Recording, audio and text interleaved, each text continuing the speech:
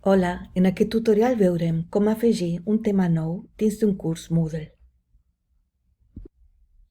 Com podeu veure, aquí tenim un curs Moodle verge, original. ¿Vale?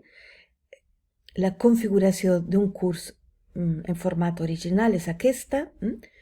Tenim aquí tots els temes, normalment són 10 temes, i si cliquem aquí al tema 1, podrem veure que estem dins d'aquest tema i aquí es poden afegir les diferents activitats i recursos.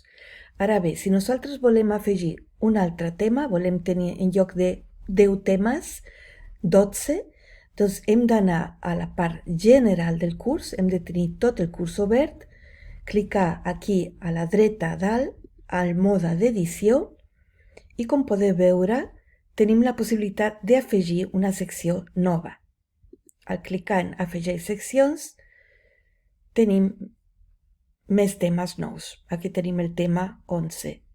Ens podem posar on vulguem, em puc posar aquí i afegir una secció i s'afegeix aquí a sota.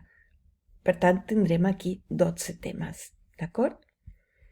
Si anem a un curs, aquest és un curs per preparar un examen de C1 d'alemany, i com podeu veure també tenim els tests, està organitzat per exàmens, i si jo vull afegir un tema molt important, hem d'estar sempre dins del curs global. Si jo ara poso test 1 i vull afegir un altre, com veieu, no es pot afegir cap secció nova.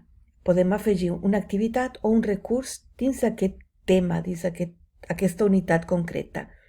Si volem afegir un tema nou, hem d'anar al curs sencer, al curs global, i aquí sí que ja sortirà la possibilitat d'afegir una secció nova.